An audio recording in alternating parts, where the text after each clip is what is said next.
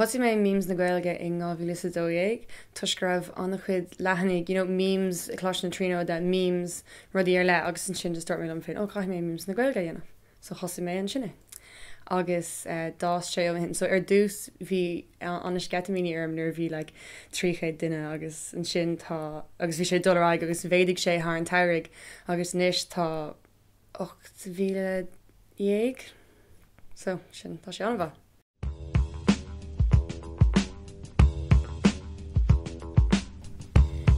Well, so go tuisc nach as an bhilteach mise dar nói.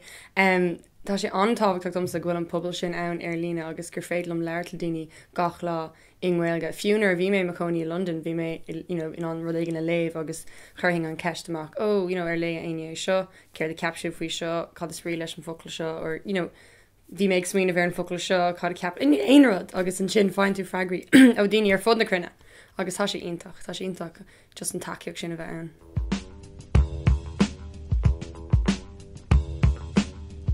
Ceapan gohfuil antáhachtach leis an idirlíon is saoil na Gaeilge agus cinná an ahheog an atá fós $1 leis an Gaeilge agus gohairthe sé má ghlachan tú an memes na Gaeilge mar hampla, is mis nó daoine eile a chrothans na memes sin, céimhuidne an pobl agus so támuidne a churáig agus is cinál bhí mé ag leart le an titlí le déine agus dúirt sé gohfuil an béile just mar bhí anna gine tá sé ahrathe agus ní bhaid sé mar sin go deo agus ceapan a go bhfuil memes is cuid den béileidir nua sin. Is cuid den folklór mar deirtar in méle é agus mar nuair táú isisiúlach agus sa fearhéil seachas ar an idirlín bíon daine ag caiint faoi na memes sin ar nó sin sin success kid, sin bad pun dog, sin éonrod bhains leis na memes sin tá si mar cuid den saoil. So leníd sin a bheith ar fáling Gaeilge, tá sé sin táhachtach agus go mbeadh sé sin mar cuid donseanga sin don bhionlach. Cumá leis an mórtheanga.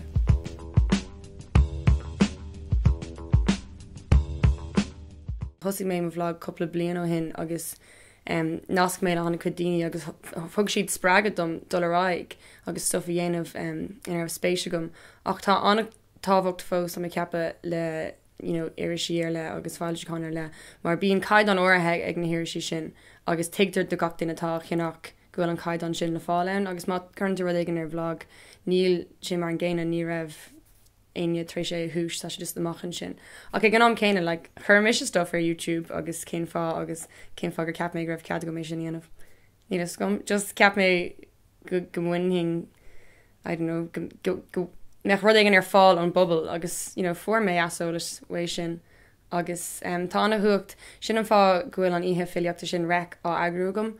Tuis ceapan gohfuil an chuach leis an focail leabhartha. Gohairtha san os seo, ní bhíon daoine a léamh filiachta sa bhealach sa bhíoh siad. Ach tá siad lansásta breithniú ar fhí seán ar YouTube, so cai tú an filiachta thuirtómh.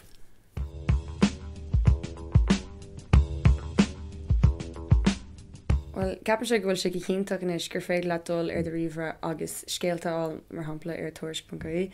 Scéalta nu aimimsre agus rudí difriúla áil ar nós nachfuil le fáil ar tuairis.caí agus tain siad go mála na céile agus comála sin brandnú ar TG Cahir ar an Seintóir nó leir le daine ar Twitter nó just tána blogganí atá ar fáil go hinnta cumá ó daine agsúla in réimsí féidir leat nótaí imime a léh agus stofhín seanscríúir a léh agus stofhín filiacht a léh agus just gachrad a léh ar an idirlín níos agus tá sé curtha ann agus tá sé le fáil agus tá sé anna bhá, so chun sé go mór le duine saoil a bheith acu trí meán na Gaeilge.